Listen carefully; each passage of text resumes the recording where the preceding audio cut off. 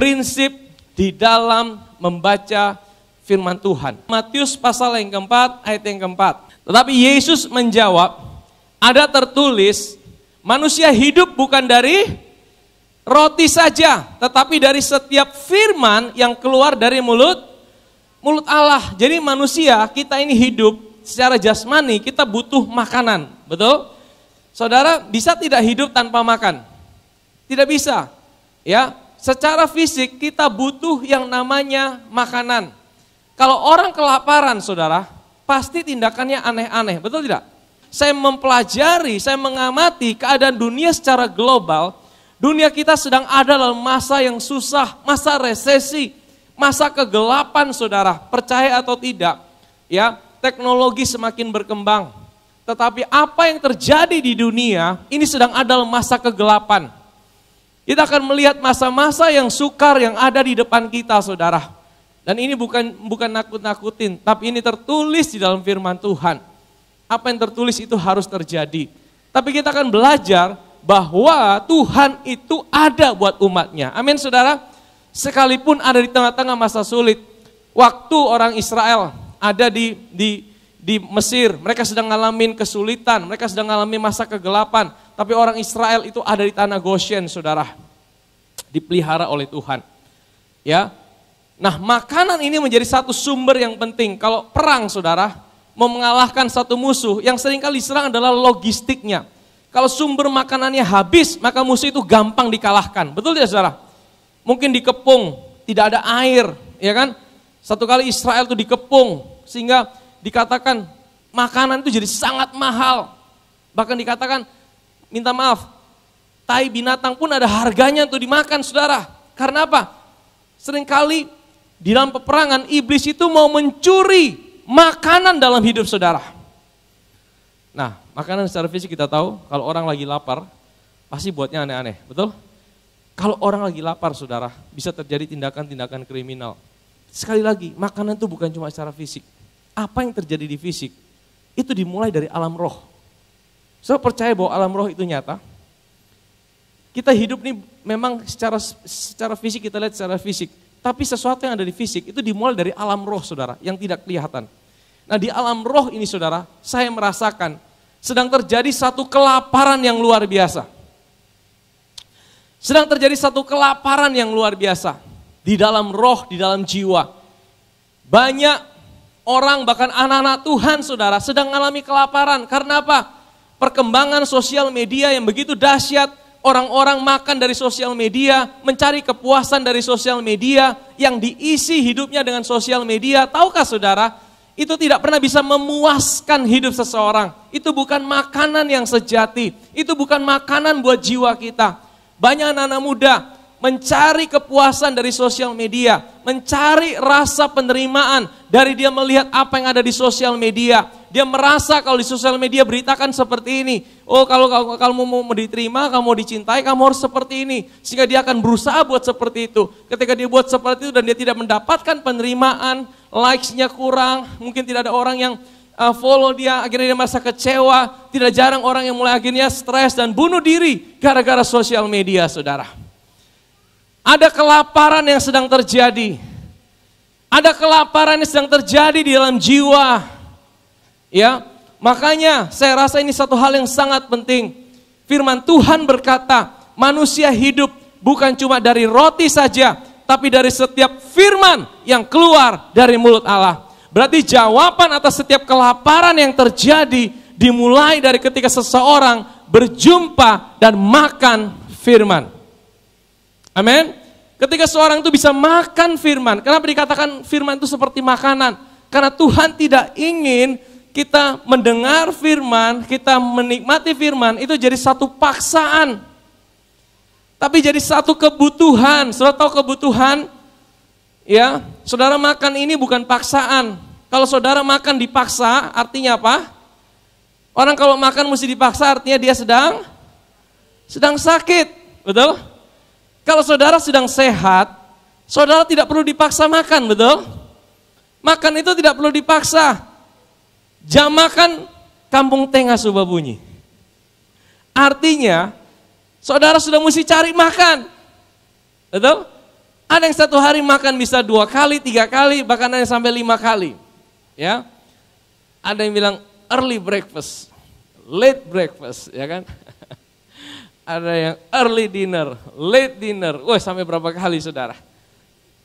Nah saudara tahu, itu juga menjadi kebutuhan di dalam jiwa kita. Makanya firman Tuhan itu adalah sebuah makanan.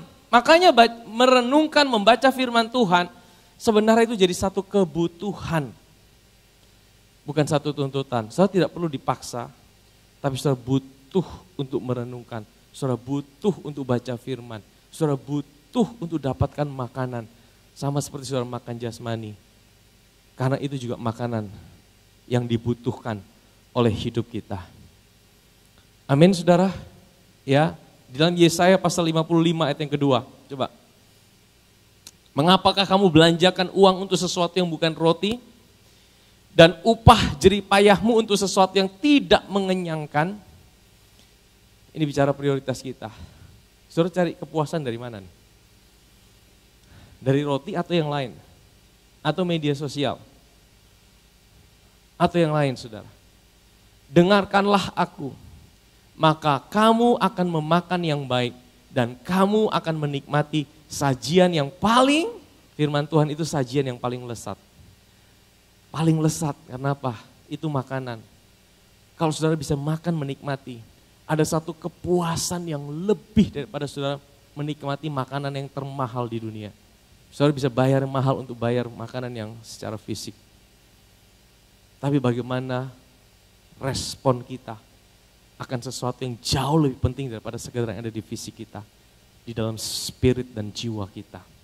Di dalam Yeremia pasal 15. Apabila aku bertemu dengan perkataan-perkataanmu, maka aku apa? Menikmatinya. Supaya kita bisa menikmati firman. Yosua 1 ayat 8 bilang, barang siapa merenungkan firman, dia akan berhasil dan beruntung dalam hidupnya. Amin saudara. Nah ini ya Tuhan kasih buat kita di tengah-tengah situasi yang sulit ini saudara. Di tengah-tengah keadaan yang ada sekarang di dunia. Ya, sebab namamu telah diserukan atasku ya Tuhan Allah semesta alam. Nah saya akan bawa kita lebih lagi. Ya kita setuju bahwa firman Tuhan itu makanan. Kita setuju bahwa firman Tuhan itu menjadi sesuatu yang perlu kita renungkan. Tapi bagaimana cara kita baca firman? Saya akan tunjukkan sama saudara supaya ketika saudara ada di rumah, saudara juga bisa lakukan dengan cara itu sehingga saudara bisa temukan sendiri. Ya, atau saudara dengar firman, saudara bisa tahu mana yang saudara bisa dapatkan makanan yang bergizi, mana yang sebenarnya banyak tulangnya saudara. Mau saudara? Yang pertama, mari kita buka Lukas 24 ayat 25 sampai 27. Lalu ia berkata kepada mereka, hai kamu orang bodoh, betapa lambannya hatimu, sehingga kamu tidak percaya segala sesuatu yang telah dikatakan para nabi.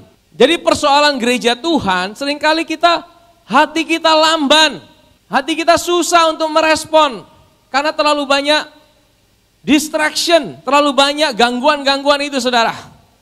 Dan juga sehingga kita sulit untuk percaya. Ini seringkali yang menjadi halangan buat anak-anak Tuhan, gereja Tuhan. Bukankah Mesias harus menderita semuanya itu untuk masuk ke dalam kemuliaannya? Lalu ia menjelaskan kepada mereka, ia ini siapa? Yesus menjelaskan kepada mereka apa yang tertulis tentang dia ini siapa? Yesus dalam seluruh kitab suci, katakan seluruh. Mulai dari kitab-kitab Musa dan segala kitab nabi-nabi. Saya jelaskan sedikit konteks daripada ayat ini saudara. Jadi ayat ini sebenarnya sedang menjelaskan pada hari kebangkitan, itu ada 2 orang murid, mereka sedang bingung, mereka sedang frustasi. Karena apa saudara? Mereka ini kebingungan karena baru 3 hari yang lalu guru mereka, Yesus itu mati di atas kayu salib. Saudara tahu? Mereka itu sangat menaruh pengharapan yang besar sama Yesus. Apa pengharapan mereka? Yesus itu akan membebaskan bangsa Israel dari penjajahan Roma. Tiba-tiba Yesus mati dan seperti hilang begitu. Mereka langsung down saudara. Saudara bisa bayangkan mereka dikejar-kejar, dicap orang sekte sesat. Mereka dicap, oh ini orang tidak benar, orang-orang mulai kejar-kejar mereka dihakimi.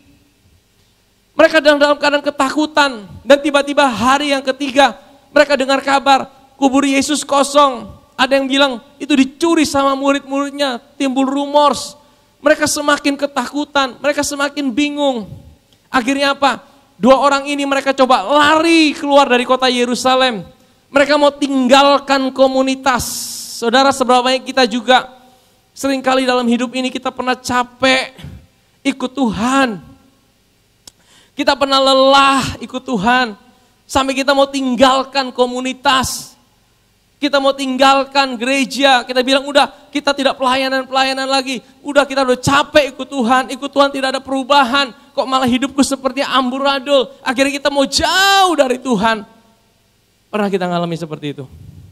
Dua orang murid ini mereka berusaha lari. Mereka jauh dari Tuhan. Tapi tahukah saudara, kita bisa lari daripada Tuhan. Tapi Tuhan tidak pernah meninggalkan kita. Dia terus mengejar hidup saudara. Amin. Mereka sudah stres, mereka mau lari. Akhirnya apa? Muncullah ayat ini. Mereka bilang Yesus itu mati, kami stres, kami tidak tahu mesti kemana. Lalu Yesus jelaskan ini saudara. Lalu ia menjelaskan kepada mereka apa yang tertulis tentang dia. Dia ini siapa? Yesus. Di dalam seluruh kitab suci, mulai dari kitab-kitab Musa dan segala kitab Nabi, dia mulai jelaskan tentang dirinya. Saya mau tanya sama saudara, kira-kira lebih mudah mana? Yesus langsung bilang, kok ini beta masih hidup nih, beta bangkit ini. Itu lebih mudah atau dia harus jelaskan satu-satu? Mana lebih mudah menurut saudara? Dia langsung bilang, ini aku. Bukankah jauh lebih mudah, betul? Dia langsung bilang, kalian kenapa muram, kalian kenapa sedih? Ini saya bangkit. Kan lebih mudah, betul? Tapi Yesus tidak bilang itu loh saudara. Yesus malah menjelaskan dirinya yang ada di dalam kitab-kitab Musa dan kitab-kitab para nabi seluruhnya. Jadi saudara, di sini kita bisa tarik satu kesimpulan. Tuhan Yesus, kenapa dia tidak langsung bicara ini aku? Karena apa? Nanti kita bisa bilang pada zaman ini, Tuhan, iya orang-orang zaman dulu kan Tuhan langsung muncul, Tuhan langsung ketemu. Kita kan hari ini tidak bisa lihat Tuhan secara langsung, beda dong, beda. Mereka lebih hebat, kita tidak lihat Tuhan, ya jangan samakan dong. Tuhan tahu itu saudara. Makanya Tuhan itu lebih memilih, dia itu dikenali bukan secara langsung, tapi melalui setiap firman yang ada di dalam Alkitab. Yesus ingin kita itu menjumpai dia, bukan secara langsung dapat penglihatan, tetapi melalui setiap firman yang kita dengarkan. Artinya Tuhan Yesus mau bilang bahwa kalau engkau dengar firman, firman itu bukan tentang sejarah saja. Sekalipun di dalamnya ada sejarah. Firman itu bukan tentang motivasi saja. Sekalipun di dalamnya ada motivasi. Firman itu bukan tentang aturan-aturan saja. Sekalipun di dalamnya ada banyak aturan. Tapi yang paling penting ketika saudara baca firman, ketika saudara dengar firman, saudara harus temukan seorang pribadi. Namanya siapa? Yesus. Jadi ketika saudara baca firman, ketika saudara dengar firman, saudara tidak dengarkan Yesus diberitakan. Saudara tidak sedang dengar firman. Amin. Karena firman itu bukan tentang yang lain. Firman itu bukan tentang sesuatu. Firman itu tentang seorang pribadi. Alkitab kita, isinya itu bukan tentang sesuatu, sekalipun ada banyak sesuatu di dalamnya. Kalau saudara mau sekedar belajar tentang keberanian, saudara mau belajar tentang ketekunan, saudara tidak perlu belajar dari Alkitab, saudara bisa belajar dari pahlawan nasional, betul?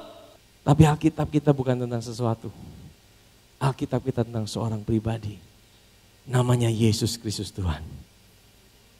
Di dalam Alkitab isinya semuanya tentang seorang pribadi, Allah yang menjadi manusia dan mencintai hidup saudara, mati di atas kayu salib. Saudara kalau sudah temukan ini, sudah temukan satu rahasia bagaimana membaca firman Tuhan. Kenapa kalau sudah dengar firman, saudara harus ketemu dengan Kristus. Saudara harus ketemu dengan Yesus di dalam firman itu. Ya, yang pertama kita lihat dari kisah ini, Lukas 24. Jadi waktu dua orang murid ini berjalan, mereka sampai ke Emmaus. Emmaus itu jaraknya kurang lebih 7 mil, kurang lebih Kupang Lasiana, saudara. Mereka jalan dalam keadaan capek. Mereka pikir mereka mau stay di Emmaus. Mereka mau stay di sana untuk healing. Lagi stres. Sampai di Emmaus mereka mau stay di sana. Tapi waktu mereka mau sampai di Emmaus, Yesus itu seperti mau berjalan meninggalkan mereka. Mereka langsung bilang, tunggu. Mereka langsung panggil. Ayo tinggal di sini aja, jangan jalan. Akhirnya Yesus, oke lah. Begitu mereka duduk, Yesus langsung bertindak sebagai tuan rumah. Suruh baca itu ya. Dia ambil roti, dia memecahkan roti. Waktu dia memecahkan roti, tangannya yang berlubang terlihat. Mereka langsung lihat, itu Yesus. Begitu mereka tahu itu Yesus. Apa yang terjadi? Yesus langsung hilang. Kenapa Yesus hilang? Sekali lagi, ini sebuah tanda. Yesus lebih suka engkau temui bukan secara langsung, tapi di dalam setiap firman yang engkau baca. Amin. Yesus lebih suka engkau jumpai bukan secara langsung, tetapi di dalam setiap firman yang kau dengar. Makanya kalau engkau dengar firman, cari di mana Yesus yang diberitakan. Saudara lihat, murid-muridnya langsung bilang gini, makanya tadi waktu kita di jalan, hati kita kenapa berkobar-kobar ya? Hati kita kenapa berkobar-kobar? Tadinya kan kita lesu, kita capek. Tapi kok hati kita jadi berkobar-kobar? Saudara tahu, hati mereka berkobar-kobar, langsung mereka tidak sempat tinggal istirahat, langsung mereka kembali ke Yerusalem. Tadinya mau tinggalkan gereja, mau tinggalkan komunitas. Akhirnya mereka bilang, tidak, kita kembali ke Yerusalem, kita harus kasih tahu. Bayangkan, saudara, mereka jalan PP. Kekuatan dari mana? Kekuatan dari hati yang berkobar-kobar. Saudara mau tahu rahasia hati yang berkobar-kobar? Tidak ada yang lain. Saudara bicara tentang seorang pribadi, temukan Kristus, dengarkan Kristus, maka hati saudara yang lemah, hati saudara yang lesu akan dibuat berkobar-kobar oleh Tuhan. Amin, saudara. Berikutnya, waktu saudara ketemu tentang Yesus di dalam firman, 2 Korintus 3 ayat 18, mari kita buka. Dan kita semua mencerminkan kemuliaan Tuhan dengan muka yang tidak berselubung. Dan karena kemuliaan itu datangnya dari Tuhan yang adalah Roh, huruf besar. Maka kita diubah menjadi serupa dengan gambarnya dalam kemuliaan yang semakin besar. Artinya apa, saudara? Waktu engkau ketemu dengan Yesus di dalam firman, maka Roh Kudus itu akan mengubahkan hidupmu menjadi sama seperti apa yang saudara lihat, apa yang saudara dengar. Karena saudara tahu bahwa hari ini, identitas kita hari ini ada di dalam Kristus. Setiap kali engkau ketemu dengan pribadi Kristus, engkau ketemu dengan siapa diri saudara sesungguhnya hari ini. Waktu engkau ketemu dengan siapa dirimu hari ini yang sesungguhnya, Roh Kudus itu akan ubahkan hidupmu dari dalam keluar menjadi seperti apa yang kau percayai. Hari ini kita tidak sedang cari identitas. Hari ini kita tidak sedang menjadi aku akan jadi punya identitas baru. Tidak, hari ini kita sedang memanifestasikan siapa diri kita yang sesungguhnya. Dengan cara apa? Waktu kita tahu siapa diri kita. Bagaimana kita tahu siapa diri kita? Temukan Kristus. Waktu engkau temukan Kristus, engkau temukan siapa dirimu hari ini. Amin. Di dalam perjanjian lama, cermin itu bicara tentang hukum Taurat. Yakobus berkata, cermin itu firman. Tapi dalam perjanjian lama, firman itu adalah hukum Taurat. Tahukah saudara? Hukum Taurat itu seperti cermin yang tidak bisa ubah hidup kita. Hukum Taurat itu selalu isinya aturan-aturan yang akan tunjukkan kelemahan dan kebobrokan kita. Semakin kau lihat cermin, semakin kau lihat kelemahanmu. Masalahnya cermin itu tidak bisa ubah hidupmu. Cermin itu engkau memarah dengan dia tidak bisa ubah hidupmu. Betul ya? Kalau engkau lihat cermin semakin lama, yang kau lihat siapa? Tidak mungkin orang lain, betul? Pasti dirimu. Tetapi hari ini saudara, ketika kita lahir baru, cermin yang kita lihat itu bukan lagi diri kita yang lama. Tapi ketika kita lihat cermin, kita lihat diri kita yang hari ini ada dalam Kristus. Waktu kita temukan Kristus, kita temukan siapa diri kita. Dan saudara tahu, waktu kita lihat siapa diri kita, mungkin hari ini kau sedang mengalami masalah, Tuhan, aku sakit, aku tidak mungkin sembuh. Tapi waktu kau lihat di firman kau temukan Kristus, Kristus bilang, oleh bilur-bilurku aku telah menyembuhkan kau. Mana yang mau kau percayai? Situasimu atau apa kata Tuhan tentang hidupmu? Waktu engkau temukan Kristus, Roh Kudus semua bilang, ayo percaya apa kata Tuhan tentang hidupmu. Dan waktu engkau lihat terus, engkau dengar terus, maka Roh Kudus itu akan membuat engkau mengalami apa yang kau percayai tentang siapa dirimu. Amin saudara. Makanya pentingnya kita ketemu tentang pribadi Kristus dalam setiap apa yang kita dengarkan. Karena Roh Kudus akan bekerja di situ. Mengubah, memanifestasikan siapa diri kita yang hari ini sesungguhnya. Mari kita buka Roma 8 ayat 17. Dan jika kita adalah anak, maka kita juga adalah ahli waris. Maksudnya orang-orang yang berhak menerima janji-janji Allah, yang akan menerimanya bersama-sama dengan Kristus. Katakan bersama-sama. Yaitu jika kita menderita bersama-sama dengan Dia. Sekali lagi katakan bersama-sama. Supaya kita juga dipermuliakan bersama-sama dengan Dia. Ada 3 kali kata bersama-sama. Dulu saya baca ayat ini dengan pengertian, wah, kalau saya tidak menderita bagi Kristus, maka saya tidak akan mengalami kemuliaan, maka saya tidak akan mengalami mahkota, maka saya tidak akan ngalamin janji Tuhan, kebaikan Tuhan dalam hidupku. Jadi kekristenan dibangun di atas dasar no pain, no gain. Tidak ada penderitaan, tidak ada kemuliaan. Sebenarnya kita sering dengar seperti itu. Dulu saya mengerti ayat ini seperti itu saudara. Sehingga saya mulai bangun diri kita harus menderita.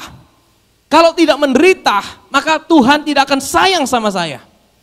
Saudara, waktu saya merenungkan, setelah saya mengerti tentang kebenaran kasih karunia, membaca Alkitab itu secara lebih, lihat konteksnya tidak sepotong-sepotong. Saya temukan saudara, ada kata bersama-sama. Menurut saudara kalau kata bersama-sama itu waktunya bersamaan tidak?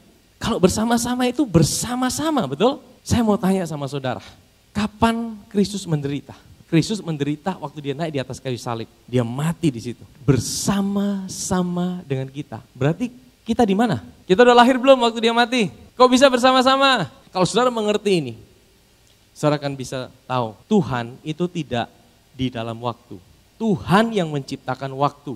Kita manusia tidak bisa keluar dari waktu. Kita tidak bisa naik mesin waktu mau ke masa depan, ke masa lalu. Tidak bisa. Kita itu di dalam waktu. Tapi Tuhan, Dia yang menciptakan waktu. Ini rahasia yang tersembunyi berabad-abad.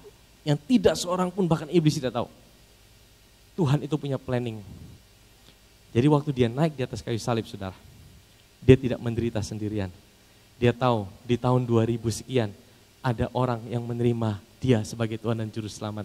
Dan di dalam kemahatauannya siapa yang menerima dia, itu yang diambil, dibawa ke masa lalu. Mati bersama dia di atas kayu salib.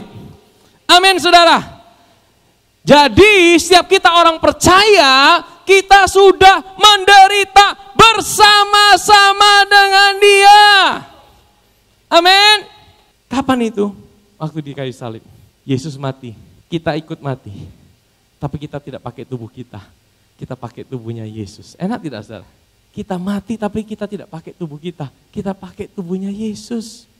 Dan Yesus perhitungkan kita sudah mati bersama dia. Sehingga kalau kita sudah mati bersama dia, kita juga adalah apa? Ahli waris yang berhak menerima janji-janji Allah bersama-sama dengan dia. Dan juga bukan cuma ahli waris, kita juga dipermuliakan bersama-sama dengan dia. Amin saudara. Sehingga hari ini posisi kita, identitas kita, status kita, kita ada di tempat yang paling mulia. Di sebelah kanan Bapa di sorga. Amin saudara. 2 Petrus, kasih karunia dan damai sejahtera melimpahi kamu. Sebenarnya kita mau ngalamin kasih karunia Tuhan dalam hidup kita berlimpah-limpah. Saudara tahu kalau saudara ngalamin kasih karunia Tuhan, saudara tidak stres. Karena apa? Saudara bukan berusaha dengan kekuatan saudara sendiri. Kasih karunia itu bicara bukan kekuatanmu, tapi kekuatan Tuhan. Betul? Kalau kita berusaha dengan kekuatan kita sendiri, kita pasti akan stres. Tapi Tuhan bilang apa? Dia bukan cuma mau kasih kita kasih karunia berlimpah-limpah, tapi juga damai sejahtera. Sebenarnya kita mau punya damai sejahtera berlimpah-limpah. Saya percaya kita semua mau hidup dalam damai sejahtera berlimpah-limpah, betul? Kita tidak mau stres. Stres itu tidak enak, saudara. Orang kalau hidup dalam stres itu depresi tidak enak, saudara. Tuhan tahu itu. Tuhan mau kita hidup dalam kasih karunia dan damai sejahtera yang berlimpah-limpah. Tapi bagaimana caranya? Kasih karunia dan damai sejahtera melimpahi kamu oleh apa? Pengenalan akan Allah dan akan Yesus Tuhan kita. Tidak ada yang cara lain, saudara.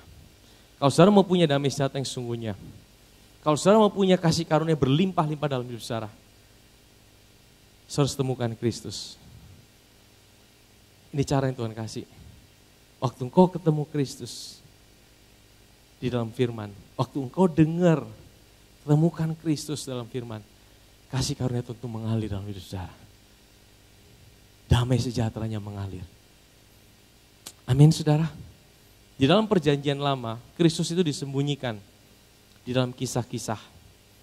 Ya, perjanjian lama adalah perjanjian baru yang disembunyikan. Perjanjian baru, perjanjian lama yang disingkapkan. Isinya sama. Intinya adalah tentang seorang pribadi.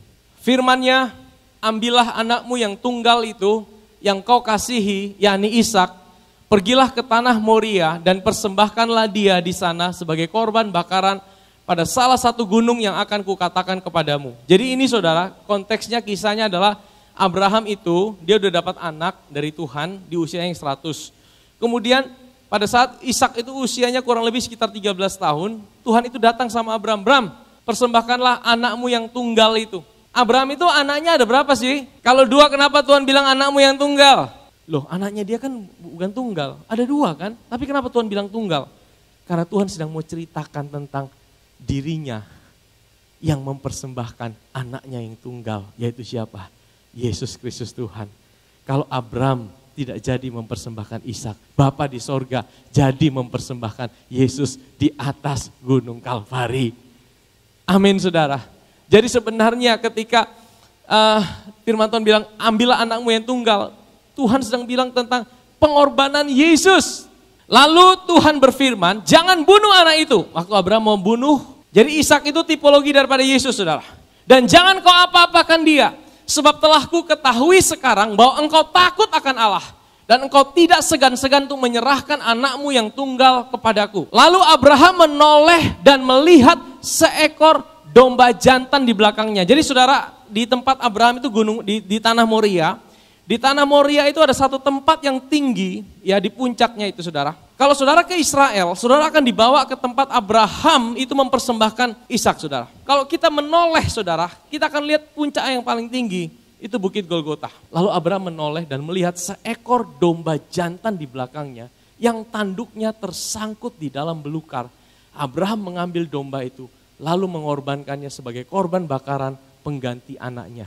Domba jantan ini siapa? Perhatikan dalam Yohanes pasal 8 ayat 56. Abraham bapamu bersuka cita bahwa ia akan melihat hariku dan ia telah melihatnya. Dan ia, kapan Abraham lihat Yesus? Waktu dia menoleh di puncak gunung itu. Memang domba, tapi dilihat penglihatan Yesus yang sedang disalibkan. Haleluya. Abraham sudah lihat Yesus disalibkan dan dia bersuka cita. Saudara tahu kenapa domba itu harus tersangkut di tanduknya, bukan di badannya. Karena apa? Karena ini menggenapi, Yesus itu anak domba Allah yang tidak bercacat celah. Kalau badannya yang tersangkut, pasti ada goresan, betul? Akhirnya tidak lagi sempurna. Tapi tanduknya yang tersangkut, saudara. Ini menggambarkan apa? Yesus itu tidak pernah bisa dibunuh, dia menyerahkan dirinya. Dan di dalam dirinya tidak ada cacat celah. Dia sebagai anak domba Allah yang menyerahkan hidupnya buat saudara dan saya. Waktu engkau temukan Kristus dalam kisah ini, engkau akan bisa lihat hati Bapa. Kira-kira menurut saudara hati Bapa itu sedih tidak waktu lihat Yesus di atas kayu salib? Sedih. Makanya dia mau Abraham juga rasakan kesedihan itu. Saudara pikir Tuhan itu maha tahu, jadi dia jalani peristiwa penyalipan itu cuma, ya biasa aja kan, aku udah tahu aku akan mati, aku akan ini. Saudara tahu, waktu Yesus sungguh-sungguh naik di atas kayu salib, dia menjalani bukan, dia sebagai manusia, dia ngalamin itu penderitaan, dia alami itu siksaan, dia alami dosa manusia dimasukkan. Itu tidak gampang saudara. Dan Bapa di sorga sampai memalingkan muka saudara. Yesus sampai berteriak, Eloi, Eloi, lama sabachtani. Untuk beberapa saat, Yesus merasakan keterpisahannya dengan Bapa. Untuk siapa? Untuk saudara dan saya. Supaya kita punya satu kepastian bahwa Bapa di sorga tidak akan pernah tinggalkan hidup kita sedetik pun. Waktu Yesus di atas kayu salib ini menggambarkan kalau Bapa saja memberikan yang terbaik yang dia punya, putranya yang tunggal untuk saudara dan saya. Masa dia menahan yang lain? Masa masa depan saudara dia harus tahan? Masa kalau cuma kesembuhan buat tubuhmu dia harus tahan? Masa kalau cuma soal-soal yang lain dia tidak mau kasih? Firman Tuhan berkata, ia yang tidak menyayangkan anaknya sendiri, tapi yang menyerahkannya buat saudara dan saya. Bagaimana mungkin ia tidak mengaruniakan segala sesuatu yang lain bersama-sama dengan dia. Waktu engkau ketemu Kristus di dalam firman Tuhan ini, engkau rasa hatimu, iya ya Tuhan, ada satu kobaran. Aku hari ini datang dengan masalah. Tapi aku percaya kok, kalau Bapa saja menyerahkan Yesus yang terbaik, aku percaya kok, aku punya Tuhan yang tidak pernah tinggalkan aku. Kalau Bapa saja sampai menyerahkan yang terbaik yang dia punya, masa aku takut akan masa depanku? Kalau Bapa saja mengorbankan yang terbaik yang dia punya, masa untuk kesembuhan sakit penyakitku dia tidak mau peduli? Saudara berani datang sama Tuhan, betul? Saudara berani berharap sama Tuhan. Karena engkau ketemu dengan pribadi Yesus di dalam firman yang engkau baca. Amin. Yang kedua ini saudara. Saudara tahu kisah Yusuf? Yusuf itu gambaran daripada Yesus di dalam perjanjian lama. Yusuf dijual dengan harga berapa? 20 keping perak oleh saudara-saudaranya. Ini gambaran apa? Saudara-saudara Yusuf itu gambaran orang Israel. Mereka adalah anak-anak Israel. Yesus dijual dengan harga berapa? 30 keping perak. Yesus ditolak oleh orang Yahudi, orang Israel. Ditolak dia, sehingga apa? Hari ini keselamatan itu bisa sampai pada kita. Yesus ditolak oleh saudara-saudaranya, sehingga apa? Yusuf ditolak oleh saudara-saudaranya, sehingga apa? Mesir diberkati, betul tidak? Saudara tahu, gara-gara Yusuf ada di Mesir, Mesir itu tidak ngalamin resesi loh. Mesir itu ngalami berkat yang luar biasa. Ada seorang raja muda di situ. Israel ngalamin resesi. Gara-gara Israel tolak Yesus. Hari ini kita bangsa-bangsa lain bisa terima keselamatan. Amin saudara. Tetapi Yusuf akan kembali juga ke Israel. Pada waktu pertemuan pertama, mereka tidak kenal siapa Yusuf. Mereka tolak Yusuf. Yusuf diterima di dunia, ditolak oleh mereka. Bukankah hari ini orang Israel masih tolak Yesus? Tapi mereka bangsa pilihan loh. Mereka masih tolak Yesus karena mereka tidak tahu, mereka tidak mengerti. Tapi nanti akan ada masanya. Akan ada masanya setelah pengangkatan gereja Tuhan. Dan saya percaya waktunya ada di depan kita. Kita tidak tahu kapan. Setelah ini kita sedang menantikan proses gereja Tuhan diangkat. Setelah gereja Tuhan diangkat, perjamuan kawin anak domba. Israel ditinggalkan loh saudara, Israel ditinggalkan. Israel karena mereka tidak percaya Yesus, mereka akan mengalami maksa sengsara. Tapi setelah itu saudara, Yesus akan kembali menginjakkan kaki di Yerusalem dan seluruh Israel akan diselamatkan. Saudara tahu, orang Israel akan bertekuk lutut dan mengaku, Yesus engkaulah Tuhan dan Juru Selamat. Sama seperti Yusuf, waktu dia kembali kedua, pertemuan kedua, saudara-saudaranya mengenali dia.